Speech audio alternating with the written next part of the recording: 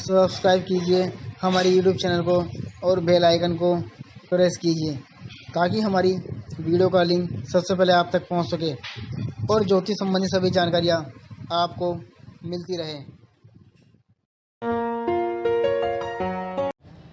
नमस्कार दोस्तों, स्वागत है आप सभी का हमारे इस यूट्यूब चैनल पर।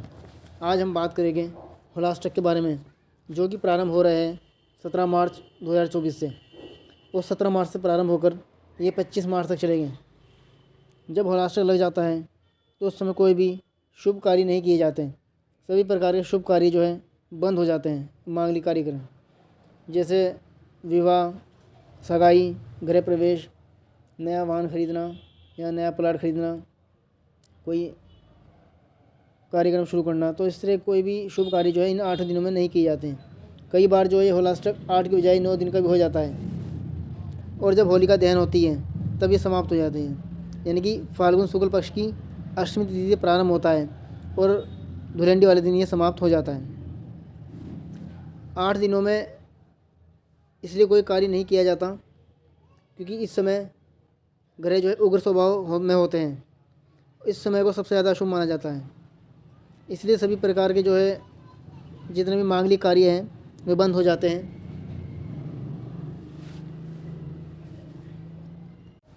और फाल्गुन पूर्णिमा जब समाप्त हो जाती है उसके बाद सभी शुभ कार्य प्रारंभ हो जाते हैं। वर्जित कार्य जो इसमें रहेंगे जैसे विवाह, गृह प्रवेश, नया व्यापार, मांगलिक कार्य, सगाई करनी, ज़मीन खरीदनी, वाहन आदि, सोने चांदी की खरीदारी, इस तरह की कोई भी काम जो है शुभ काम नहीं किए जाते हैं। हालांकि इन 8 दिनों में 8 से कई बार 9 हो जाते हैं तो पूजा पाठ, जप तप, ध्यान आदि करना बहुत शुभ कहा जाता है। साथ ही दान दक्षिणा आदि का कार्य किया जाता है। किसी गरीब व्यक्ति को दान करना, भोजन खिलाना या किसी ब्राह्मण को दान दक्षिणा देने का विधान है। तो दान का महत्व बहुत है इसमें 8 दिनों में। साथ ही जब तक पूजा पाठ का भी महत्व कहा गया है। जो ग्रह जिस तिथि पे उग्र होते हैं उनकी तिथि मैं आपको बता देता हूँ।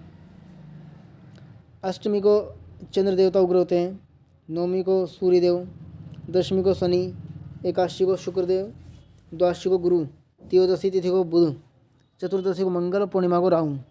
तो ये ग्रहों की तिथि है कि इस दिन ये ग्रह उग्र स्वभाव में रहेंगे और उग्र स्वभाव में जो ग्रह रहता है तो वो अपना फल शुभ नहीं देता है। इसलिए ये 8 दिन सभी शुभ कार्य बंद हो जाते हैं। और ये भी कहा जाता है कि होलिका दहन से 8 दिन पहले ही भक्त प्रहलाद को उसके पिता हिरण्यकश्यप ने कठिन यातनाएं दी थी, क्योंकि भगवान विष्णु जी के जो परम भक्त हैं भक्त प्रहलाद, वे भगवान विष्णु जी की आराधना करते थे।